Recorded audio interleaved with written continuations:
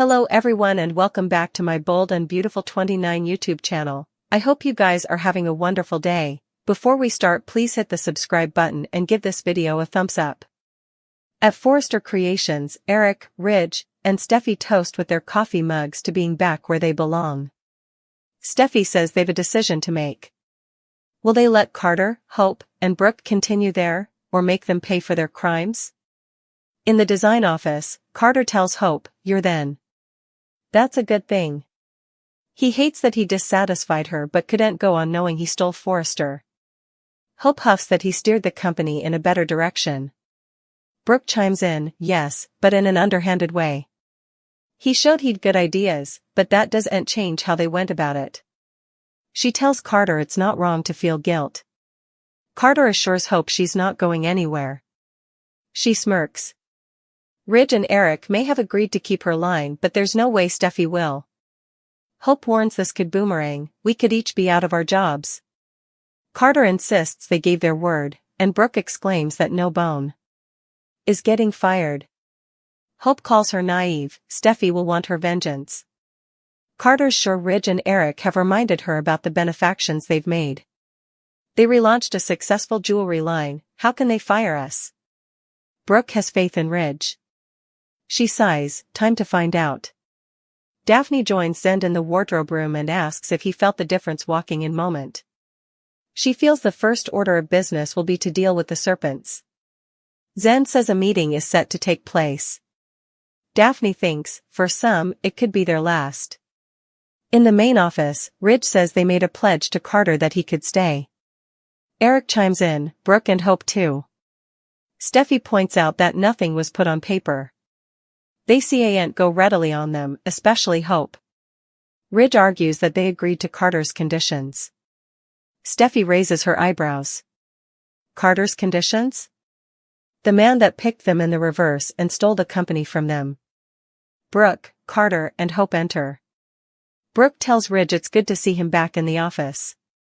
Carter sees that this was right now. Steffy wishes he'd seen it before he stole the company. They committed disloyalty and now the three of them will decide what happens coming. In the wardrobe department, Daphne suppositions Carter's regretting tricking the Forresters in the first place. Zen thinks she's right and he's feeling a bit of relief right now. Daphne's sure he'll keep his job. Zen says trust will have to be rebuilt, but he'll be allowed to stay. The question is, what happens to Hope and Brooke? Zen thinks Brooke will be safe. She only took the CEO position to get Carter to hand the company back. Daphne questions if it's true. Zen says she's important to the company. Daphne admits she owns a couple of pieces from Brooke's bedroom.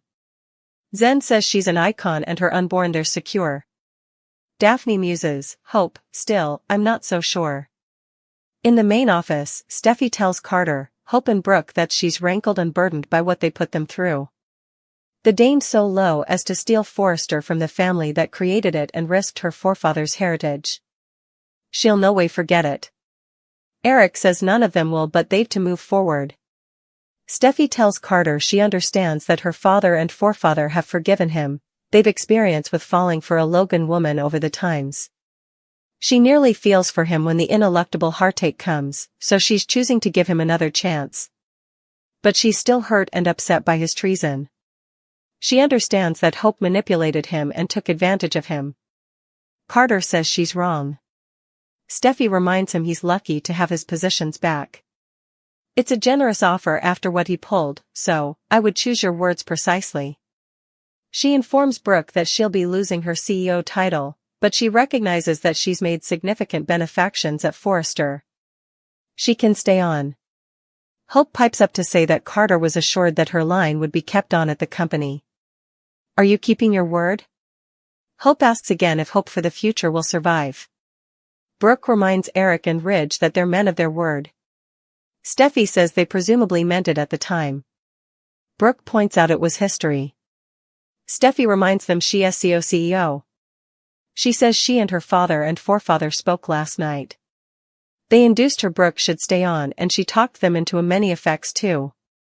Hope for the future was erected on a premise of virtuousness and honesty.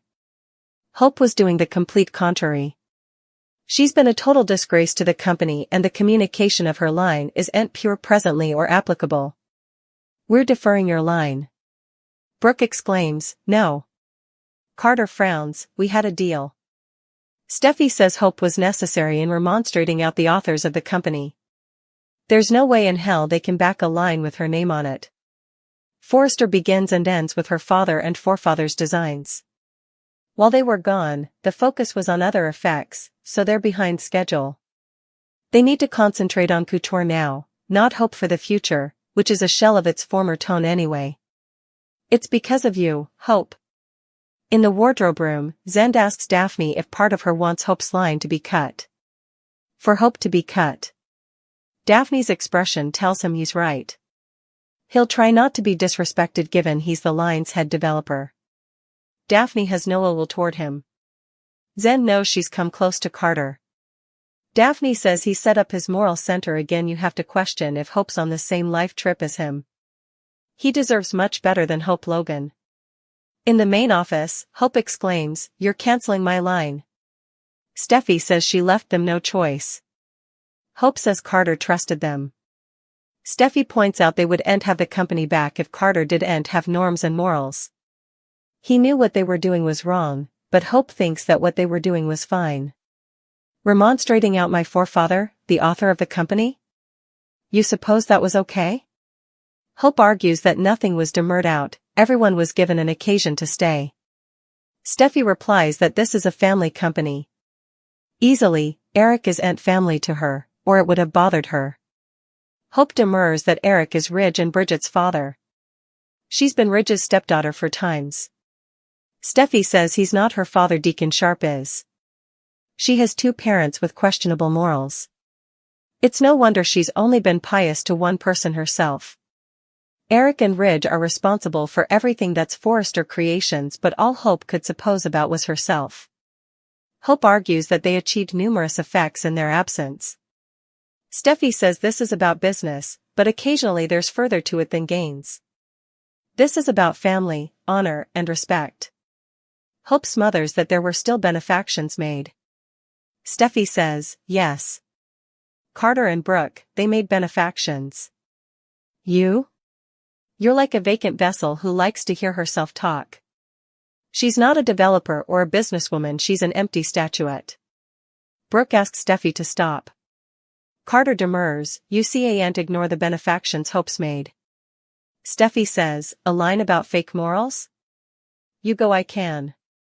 She warns Carter and Brooke to watch what they say if they want a future there. Brooke wants them all to have a future there, including her son. Including you. She's so happy to see Eric and Ridge back running the company, but for Steffy to single out Hope like that, Hope says that's what bullies do. She's just like her namesake. Eric frowns, don't do that. Hope says Stephanie attacked her mama for times. That's where they both learned it. Ridge disrespects her mama after all the love she's shown him, and Steffy talks down to the Logans. Carter reminds them they gave him their word that Hope's line would stay. Steffy says, word? This is coming from the man who was my father's stylish friend. The man who stole the company from them. She informs Hope that she's not a bully, she's a son and granddaughter who's standing over for what's right, and you're eventually paying the price for your conduct. She's the root cause of this achievement. She manipulated Carter. Her credibility is destroyed, and your line is suspended. You're no longer demanded at Forrester. Hope sighs, let's go, Carter. We're no longer demanded then. She warns Steffy she's going to lose Carter because they're a platoon. Isn't that right? She asks him. Steffy warns, Carter, if you walk out the door. Ridge says they forgave him formerly. Don't side with her again.